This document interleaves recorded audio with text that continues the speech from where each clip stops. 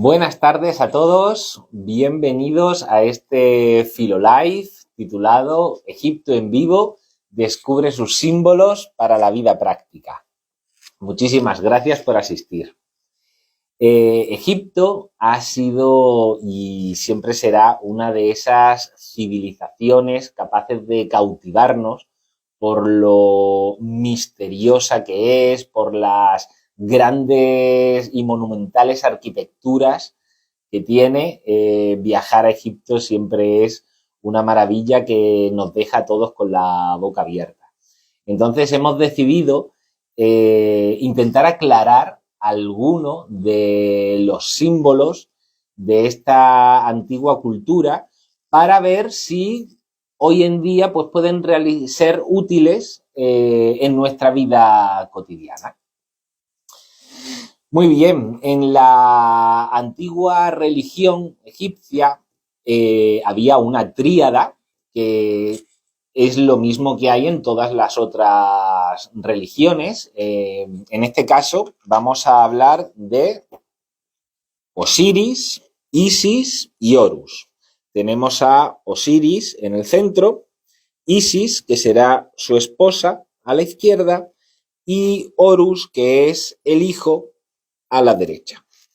Es similar al Brahma, Vishnu y Shiva que podemos encontrar en la India o al Padre, el Hijo y el Espíritu Santo que podemos encontrar en el cristianismo.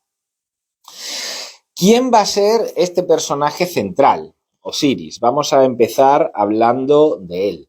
Osiris va a ser el padre de todos los dioses. Va a ser un dios civilizador y un dios unificador. Y va a ser también el dios de la luz, el dios fecundador, que va a regir las cosechas y el crecimiento del trigo, del grano.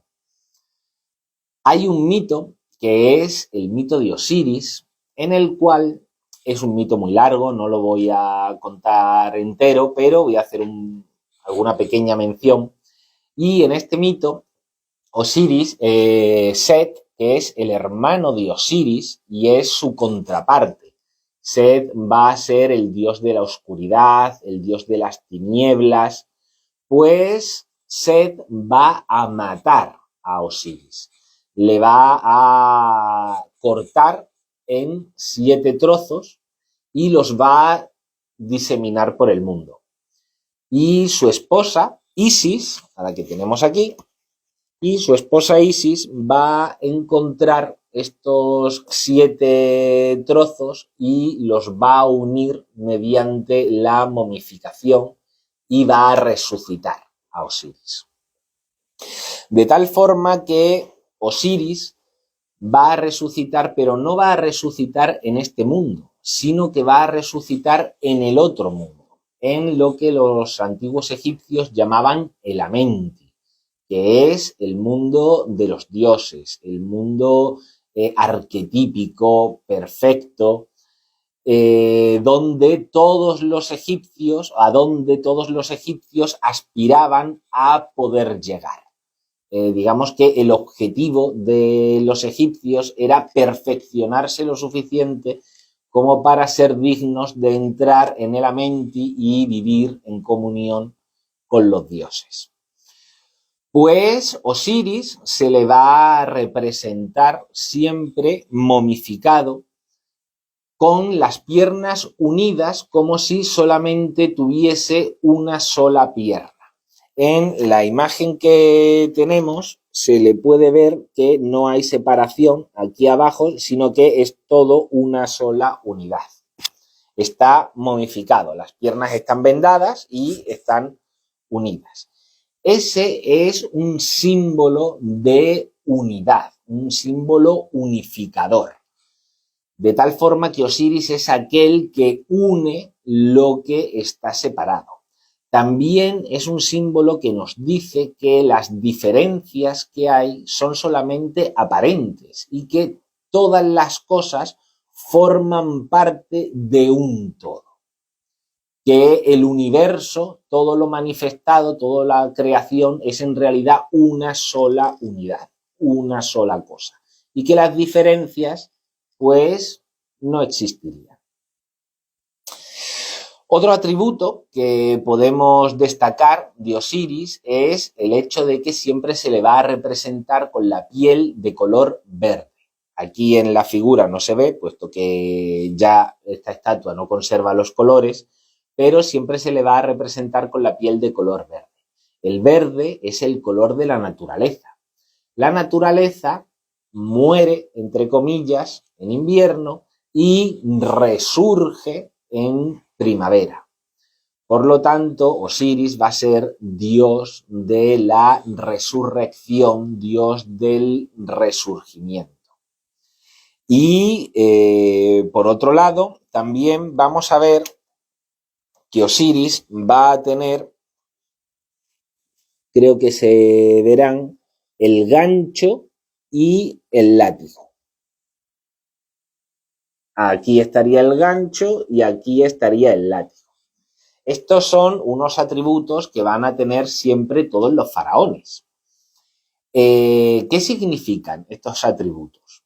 El gancho es lo que acerca y el látigo es lo que repele.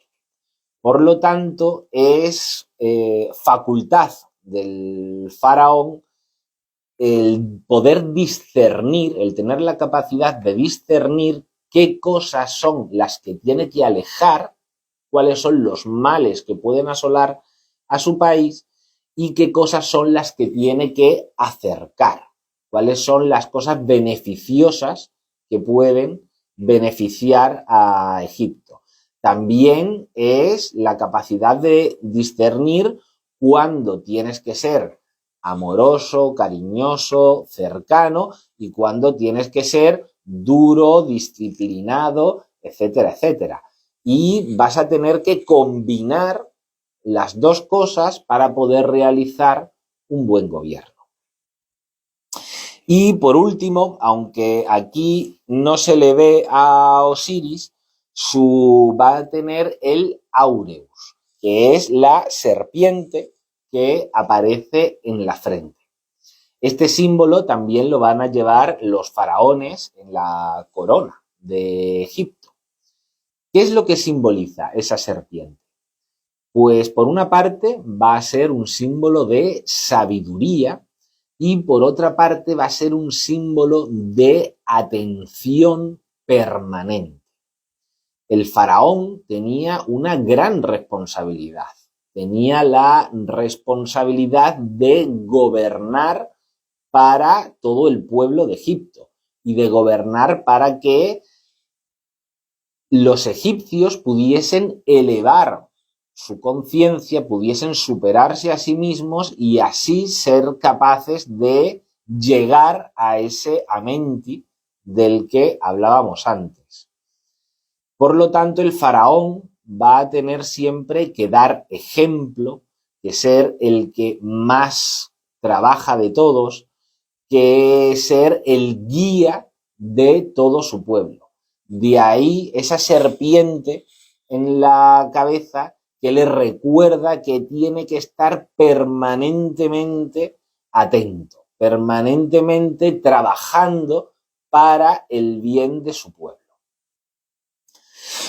Muy bien, pues vamos a continuar con la diosa Isis, ¿de acuerdo? Va a ser la esposa de Osiris, creo que ahí se puede ver bien, va a ser la esposa de Osiris, aquí tenemos a Horus, y Isis va a ser una diosa de la fertilidad, va a ser la diosa madre, se la va a representar en muchas ocasiones dándole el pecho a su hijo Horus, a Horus representado como un niño pequeño. Va a ser una diosa lunar, se la va a, aquí en esta representación lleva los cuernos lunares, que es una representación de todos los atributos femeninos. Y en esta imagen no se ve, pero en otras ocasiones puede llevar una escalera con 3 escalones sobre la cabeza. Estos escalones son los peldaños que todo ser humano tiene que escalar, por los que tiene que avanzar para poder realizar esa superación personal y poder trascender hacia el amén. Uno de sus principales atributos también va a ser este de aquí, que es conocido por todos, el Ankh, la llave de la vida eterna. La llave de la vida eterna la vamos a encontrar en muchos dioses, pero va a ser principalmente un atributo de Isis. ¿Qué elementos podemos encontrar en este símbolo? Vamos a encontrar 3. En este símbolo concretamente que estoy mostrando, en la parte central se ve una columna jet y un bastón que es el was, ¿vale? Vamos a pensar que el Ankh es solamente la cruz y el círculo de arriba. Estos son otros elementos distintos. Muy bien, pues en primer lugar tenemos el círculo de arriba que va a representar el mundo divino. También va a representar el movimiento constante del universo, que es cíclico.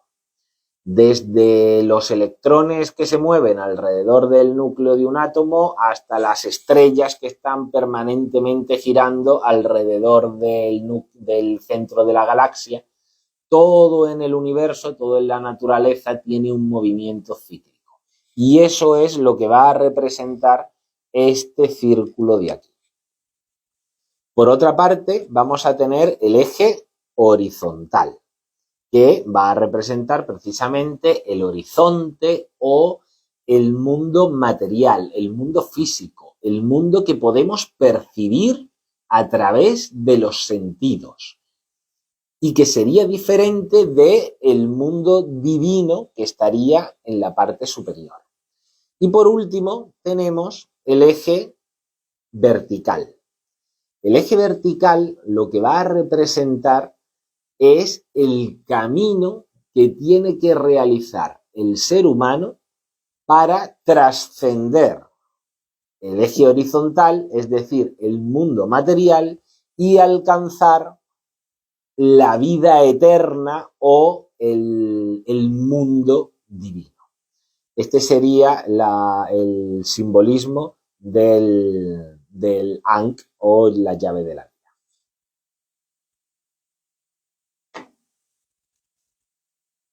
Y por último, dentro de esta tríada vamos a hablar de el dios Osiris. Osiris va a ser el dios Horus, me he equivocado.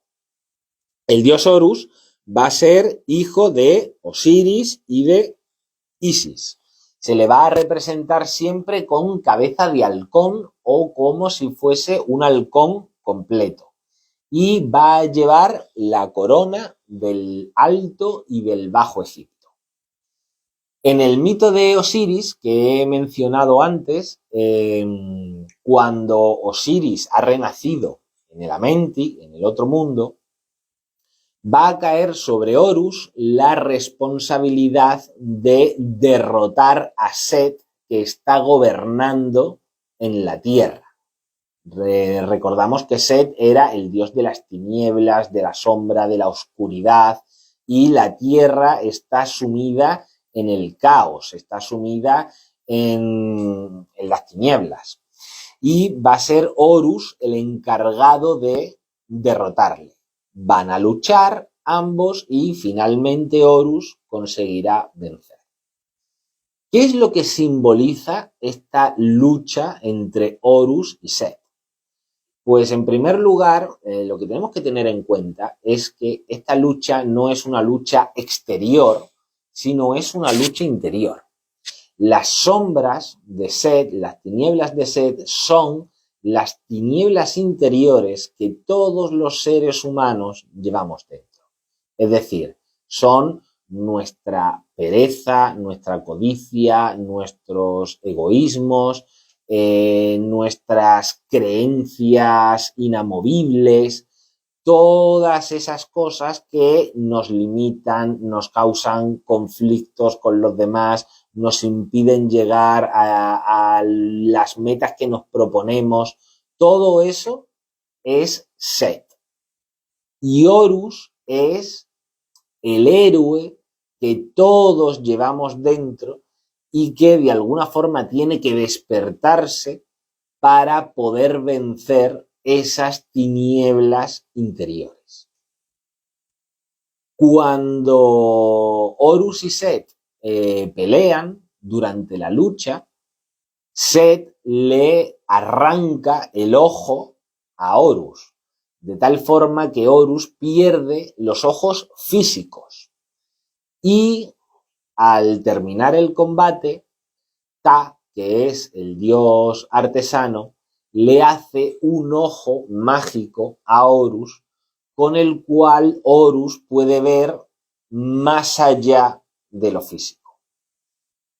Eso lo que quiere decir es que el ser humano que realmente ha podido vencerse a sí mismo, el ser humano que ha podido perfeccionarse, adquiere la sabiduría, adquiere la capacidad de ver más allá de las apariencias. Y bueno, con esto terminamos con nuestra tríada de ávidos, ¿vale? Hay otras tríadas en Egipto, pero esta es la más conocida y es la que hemos decidido sacar en esta actividad. Muy bien, vamos a hablar de otra divinidad que va a ser la diosa Maat. ¿Quién es Maat? Maat va a ser uno de los grandes pilares dentro del mundo egipcio. Maat es diosa de la justicia, diosa del orden, diosa de la armonía, es la consejera de los dioses y se la va a representar siempre con una pluma. Es una pluma de avestruz, porque las plumas de avestruz son muy ligeras y las acciones justas, las acciones armónicas, son acciones que no pesan en el alma. Por eso a Maat se la va a representar siempre con esa pluma. Esta sería la pluma de Maat. Estaría ahí. Esa es la pluma de Maat. Es una representación muy típica de Egipto. Antes he hablado del faraón y de la responsabilidad que el faraón tenía. El objetivo que el faraón tendría sería el de poder plasmar Maat en Egipto. Es decir, que todo Egipto funcionase según la armonía y según la justicia de la diosa Maat. De tal forma que Maat es el pilar central alrededor del cual gira toda la sociedad egipcia. Y esta imagen que tenemos aquí, seguramente conocida por muchos de vosotros, es lo que se llama el peso del corazón. ¿Qué es lo que significa esta imagen? Pues cuando alguien fallecía, se presentaba en el juicio de Osiris para ver si era digno o no de poder entrar en el Amenti. De tal forma que lo que ocurre es que se pesa el corazón del difunto en comparación con la pluma de Maat. El corazón del difunto representa todas las acciones, todos los pensamientos, todos los actos que ha realizado la persona durante su vida. Si el corazón pesa menos que la pluma de Maat, entonces esta persona es digna de entrar en el Amenti y vivir en convivencia con los dioses. Pero si el corazón pesa más que Maat, pues hay un pequeño monstruito por aquí que no aparece en esta imagen y que va a representar la materia.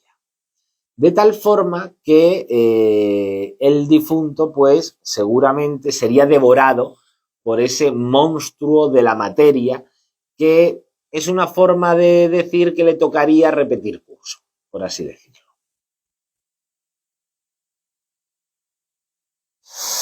Muy bien. Y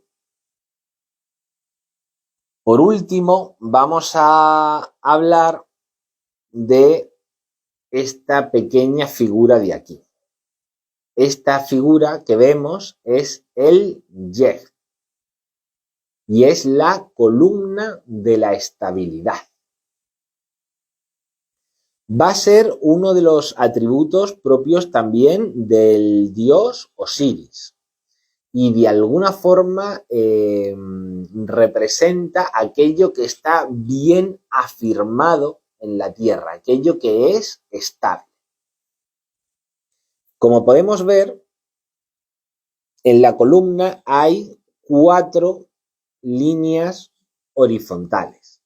Van a ser los 4 principios de la materia primordial. Es decir, van a ser el físico, la materia física, la energía necesaria para vivificar esa materia,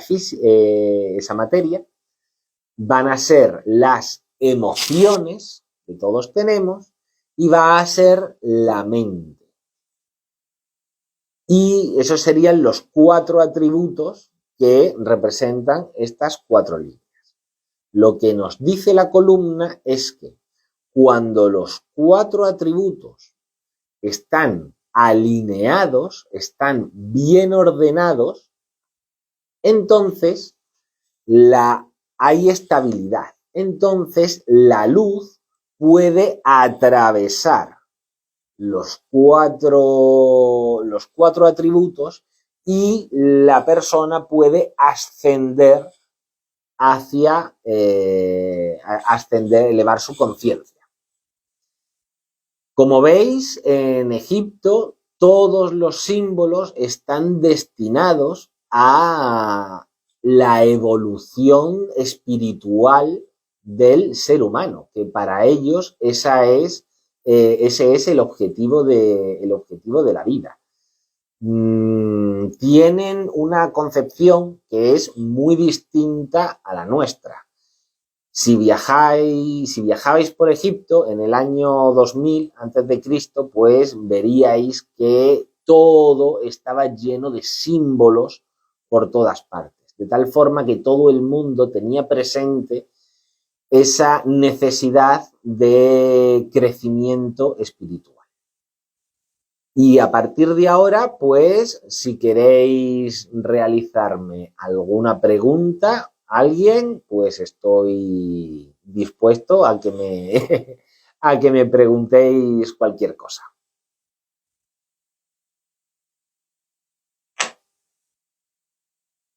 Vamos a ver si hay alguna pregunta. Mientras tanto, os puedo contar que el sarcófago en el cual se enterraban a los faraones y a los egipcios en general, pues el sarcófago significa el comedor de carne. La traducción literal sería el comedor de carne. Y tenía una función muy concreta, que es la de encerrar al cuerpo, retener al cuerpo para que el alma pudiese liberarse fácilmente del sarcófago y así poder ascender hacia la otra vida. Igual que los textos que había dentro de las tumbas, esos grandes dibujos artísticos preciosos que podemos encontrar dentro de todas las tumbas, todo eso estaba destinado, tenía una función. Tenía la función de ayudar al alma a realizar ese viaje hacia el otro mundo. Para los antiguos egipcios era tremendamente importante la otra vida. Tanto es así que uno de los objetivos durante la vida era el poder construir una tumba en la que tú y tus familiares pudieseis descansar eternamente. Y que tuviese, pues, esos atributos que te ayudasen a viajar hacia el otro lado. Pregunta: ¿para qué se usaban las pirámides? Es una buena pregunta. No venía al caso, pero vamos a ver si podemos contestar algo. En principio, vamos a distinguir las pirámides. La mayoría de las pirámides que hay en Egipto son tumbas. Son las tumbas de la segunda y tercera dinastía, si no recuerdo mal ahora mismo. Tenemos la pirámide escalonada, tenemos la pirámide negra, la pirámide acodada. Todas ellas eran tumbas. Después están la Gran Pirámide y de la pirámide de Keops y también la pirámide de Kefren, que de alguna forma son distintas al resto de las otras tumbas, al resto de las otras pirámides, ya que su arquitectura interna no se parece, no tienen jeroglíficos, no están rellenas de escombros, las otras estaban rellenas de escombros. ¿Para qué se utilizaban esas pirámides? No sabría decir. La verdad es que no sabría decir. Pero la mayoría de pirámides que hay en Egipto eran tumbas. ¿Se puede hablar de filosofía egipcia? El concepto de filosofía, amor a la sabiduría, es griego. Concretamente se le atribuye a Pitágoras. Pero, como he dicho, la filosofía es un amor hacia la sabiduría. En Egipto había un gran amor hacia la sabiduría. De hecho, toda la sociedad y toda la civilización egipcia estaba dedicada a llegar a alcanzar esa sabiduría que se consideraba que era propia de los dioses, pero que el ser humano, realizando un camino de evolución, podía alcanzar. Por lo tanto, aunque el término filosofía es griego, sí que se podría hablar de una filosofía egipcia. Estudiar Egipto de esta manera es divertido.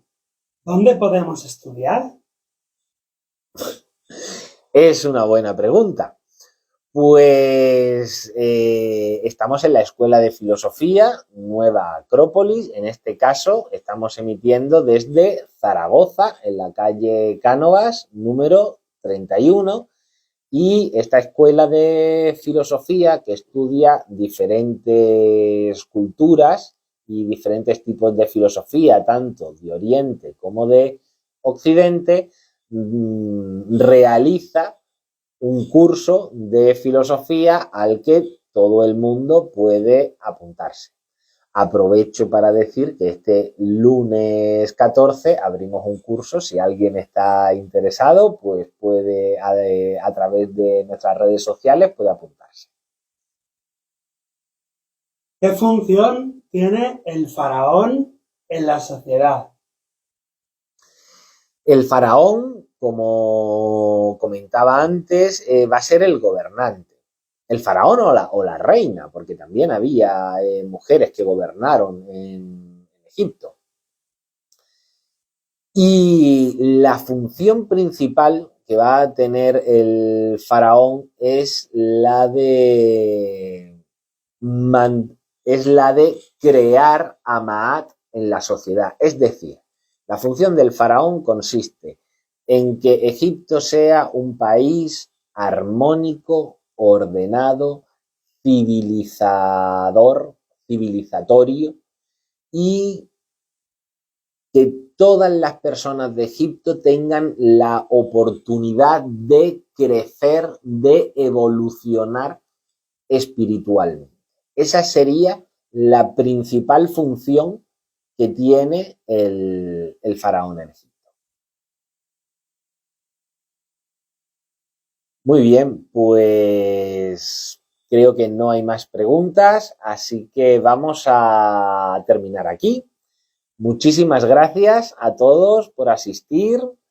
Ha sido un placer y os esperamos en la próxima ocasión. Un abrazo muy grande para todos.